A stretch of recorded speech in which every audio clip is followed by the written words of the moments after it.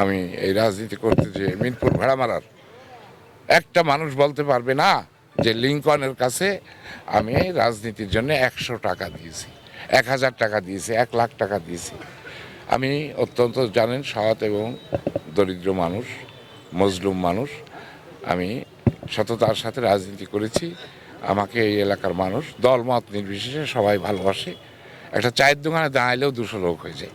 তো সেই জন্যে আমার একটা জনপ্রিয়তা আছে।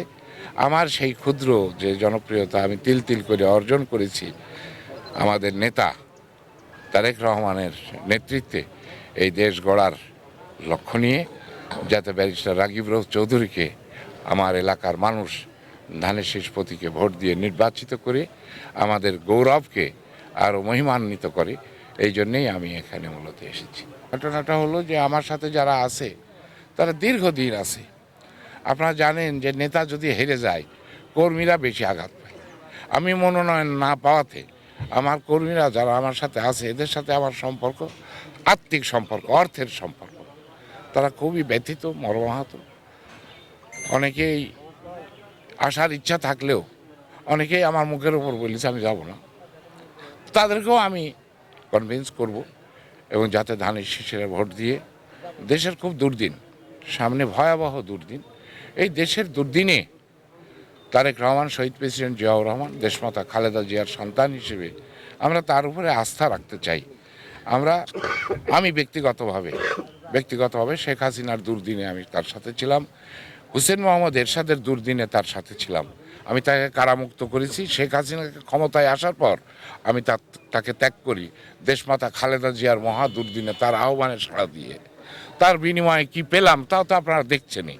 তো সেসব কথা পরে হবে, এখন বলবো না। এখন আমার ছোট ভাই, আপন ভাইয়ের মতো। হ্যাঁ, যদিও তার মোজ দাড়ি সব পাইকে গিয়েছে মনে হচ্ছে, আসলে আমার বয়সে প্রায় 15 বছরের ছোট। আচ্ছা, এটা কি আপনার ব্যক্তিগত সিদ্ধান্ত না দলের? আমার দলের সিদ্ধান্ত। এবং বিএনপির মহাসচিব পার্সোনালি আমাকে রিকোয়েস্ট করেছেন যে লিঙ্কন আপনি যান, রাগিব ও আপনার অনেক বয়সে ছোট, ওকে আমাদের চেয়ারম্যান মনোনীত করেছে। সে চেয়ারম্যানের খুব আস্থাভাজন, চেয়ারম্যানের জিয়া পরিবারের খুব আস্থাভাজন ব্যক্তি। তা আমার বিশ্বাস আমরা যদি ভাই ভাই মিলে আমরা চলতে পারি তাহলে এই মিরপুর ভেড়ামারার আমরা অনেক উন্নয়ন করতে পারবো এবং আমি তাকে পরামর্শ দিয়ে তাকে এগিয়ে নেব। আর বিএনপি যদি অভ্যন্তরীণভাবে, তাদের মধ্যে দ্বন্দ্ব আছে, তাদের মধ্যে বিভক্তি আছে, আমি তাদের আহ্বান জানাবো দেশের এই মহা দুর্দিনে, দেশের মহা সংকটকালে সব ঐক্যবদ্ধভাবে আমরা রাগিব চৌধুরীর পিছনে ঐক্যবদ্ধভাবে তার ধানের শীষে ভোট দিয়ে, তার তো এখানে কোনো দোষ নাই, মনোনয়ন দিয়েছে বিএনপির হাইকমান্ড। আমাদের যদি কোনো অভিযোগ থাকে, অভিমান থাকে, তাহলে বিএনপির হাইকমান্ডের কাছে করব। সে আমাদের ছোট ভাই, আমাদের রত্ন। এই মিরপুরের যত কিছু প্রতিষ্ঠান আছে সব তার নানার সম্পত্তির উপর, আলহামদুলিল্লাহ, তার নানার সম্পত্তির উপরে এখানকার শত সরকারি প্রতিষ্ঠান। তাহলে তার কাছে আমরা প্রত্যাশা করব না, তাহলে প্রত্যাশা করব কার কাছে? সুতরাং আমি মিরপুর ভেড়ামারার মানুষকে অনুরোধ করব, ব্যারিস্টার রাগিব রৌফ চৌধুরী আমাদের একটা রত্ন, আমরা তাকে লালন পালন করি।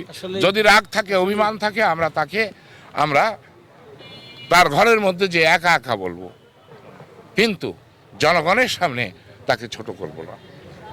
সে সম্মানিত ব্যক্তি, তাকে সম্মান আরও যাতে আল্লাহ দেন, আমরা সবাই মিলে সহযোগিতা করি, সেও আমাদেরকে সহযোগিতা করবে।